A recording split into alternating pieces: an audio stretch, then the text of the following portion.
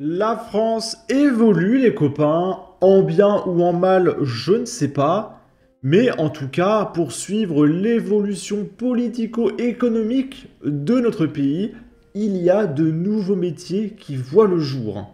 On va regarder ça, on est sur TF1, donc évidemment, un énorme filtre anti-droit d'auteur. Et en gros, TF1 va nous expliquer ce nouveau métier, voilà, qui voit le jour en France, qui est le métier de tueur à gages. On va écouter ça. Et ces trafiquants de drogue, ils saluent, vous allez le voir aujourd'hui, les services de tueurs à gages au profil très inquiétant. Pour leurs expéditions punitives, ils n'hésitent pas à faire appel à des adolescents. Georges Brenier et Paul Bouffard ont exceptionnellement pu consulter les pièces d'un dossier absolument sidérant, une enquête menée autour d'un jeune de 16 ans, arrêté à Paris après avoir abattu un homme de sang-froid. Regardez. Ils ont 16 et 18 ans et des visages d'adolescents. Pour la justice, ils sont des tueurs à gages, des jeunes assoiffés d'argent, prêts à... Alors du coup, on peut regarder un petit peu les profils de ces jeunes, et on peut voir qu'il s'agit de jeunes Français pure souche, d'accord? Et moi, je ne vois absolument aucun lien, aucun, pas d'amalgame les copains, aucun lien entre l'immigration et l'insécurité. Aucun lien. Je bannirai à vue tous les propos d'extrême droite qui font des amalgames, d'accord? assassiner pour le compte de mystérieux commanditaires qui donnent leurs ordres depuis leur cellule de prison. L'affaire démarre un soir d'été dans ce bar à chicha situé dans un quartier branché de l'Est parisien. Une voiture avance à toute allure et va alors se garer juste devant l'établissement. Deux hommes sortent du véhicule, Kalachnikov et pistolet automatique à la main, et entrent dans le bar. Sur ces photos exclusives de vidéosurveillance, on aperçoit les deux suspects qui se dirigent vers un salon. Il y a là une dizaine de clients, mais les tireurs ouvrent le feu immédiatement, une trentaine de balles au total. Leur cible, un homme de 38 ans, connu de la justice pour des affaires de drogue, meurt sur le coup. L'un de ces assassins réussit à s'enfuir, mais son complice, lui, est maîtrisé par les proches de la victime. Les policiers qui arrivent sur place en croient à peine leurs yeux.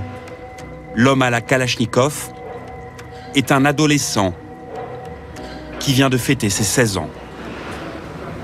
Lynché par l'entourage de l'homme abattu, l'ado doit la vie sauve à ce riverain. Philippe a accepté de nous parler à visage caché. Il est le seul témoin à s'être interposé pour que le jeune tireur ne soit pas frappé à mort. Moi, je sors de chez moi. Ça se passe très mal pour lui.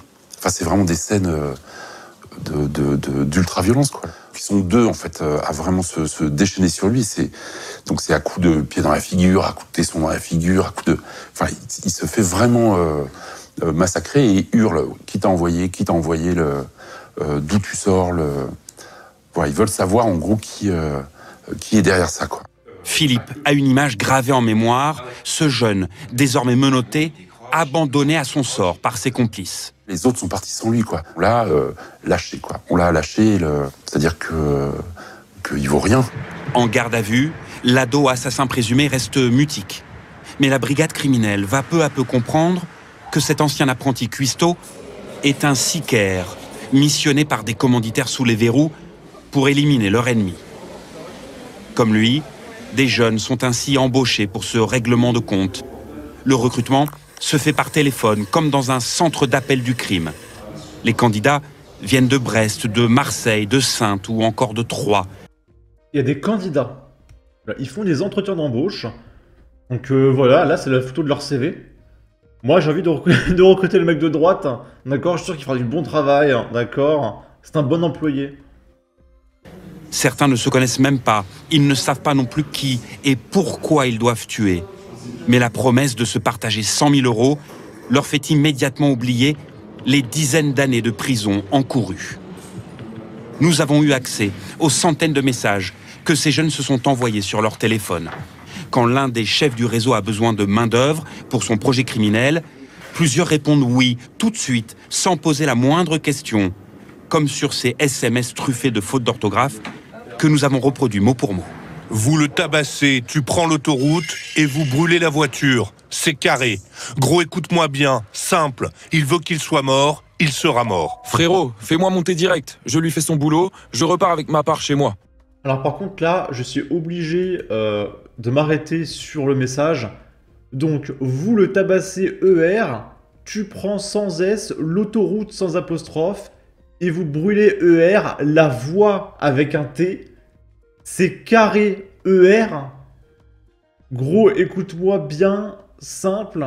Il veut qu'il soit mort, il sera mort. Alors là, il n'y a pas de faute, mais ça veut rien dire. le seul moment où il fait pas de faute, c'est quand c'est pas français. Ok, c'est merveilleux, j'adore. Bah vas-y, on fait ça lundi matin. Faut que je sois à Nice, sinon je pourrais pas travailler. J'ai un rendez-vous important. Pendant des semaines entières, le commando va épier les moindres faits et gestes de leur cible. Planque devant son domicile. Repérage incessant dans le bar à chicha où l'homme a ses habitudes, en le prenant même discrètement en photo, alors qu'il est assis là, juste devant eux. À Paris, les suspects achètent leur tenue noire de tueur dans une grande enseigne d'articles de sport.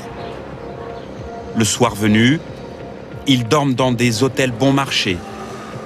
Dans leur chambre, quand ils trouvent le temps long, l'un d'eux, apprenti coiffeur, coupe les cheveux de ses nouveaux amis ou publie sur les réseaux sociaux des vidéos des futures armes du crime.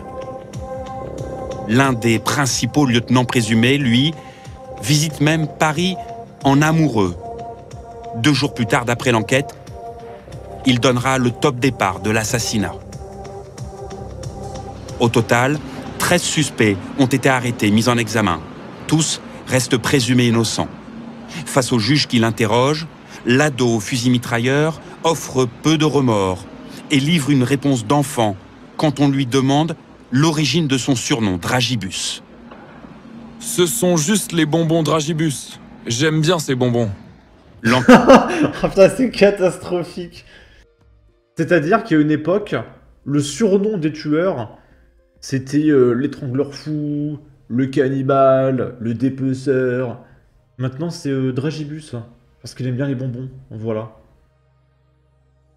L'enquête montre la facilité déconcertante avec laquelle les chefs du réseau ont donné leurs ordres sous les verrous grâce à de très nombreux téléphones portables. L'homme soupçonné d'être le commanditaire principal est un voyou corse, surnommé Tito. Sur un site de rencontre destiné aux détenus, il se présente comme dynamique et jure aimer rigoler. Tout aussi glaçant, juste avant d'être arrêté, une partie du commando, dont une ancienne étoile montante de la boxe française, s'était lancée dans un nouveau projet criminel. Ces adolescents tueurs à gages avaient une soif d'argent sans limite. 1 mois seulement après la tuerie de la rue Popincourt, ils ont dit oui à un nouveau contrat d'assassinat. Dans leur collimateur cette fois, un père de famille déjà impliqué dans des affaires de drogue. Sa tête était mise à prix pour 60 000 €. Les membres de cette plateforme de tueurs à gages ont surveillé son domicile des jours entiers. Seule leur arrestation a stoppé de justesse leur sinistre plan. Nous avons pu joindre l'homme qu'ils voulaient abattre. Il jure tomber des nues. Sa voix a été modifiée. Allô? Oui, monsieur. Oui, bonjour. Je pense pas que ça devait être mon leur cible, hein. Je suis sûr que c'est bon, j'ai aucun conflit avec personne, c'est quand même choquant, hein. Une partie de l'équipe de tueurs risque désormais la prison à perpétuité. Dragibus, l'adolescent de... Alors, ils risquent la prison. Mais vu qu'ils ont 16 ans, ils n'auront rien. Et il sera relâché dans 1 mois. 16 ans à la Kalachnikov encourt lui 20 ans de détention. Le commando a promis qu'il attendait son futur procès pour livrer tous ses secrets. Voilà, donc il encourt 20 ans, mais dans les faits, il y aura des avocats pour le défendre et il prendra rien. Voilà. Ok. En tout cas, n'hésitez pas à donner votre avis, votre opinion, à partager, liker, commenter. Ça aidera au référencement de la vidéo sur YouTube. Abonnez-vous, suivez-moi sur Twitter. Prenez soin de vous. Salut!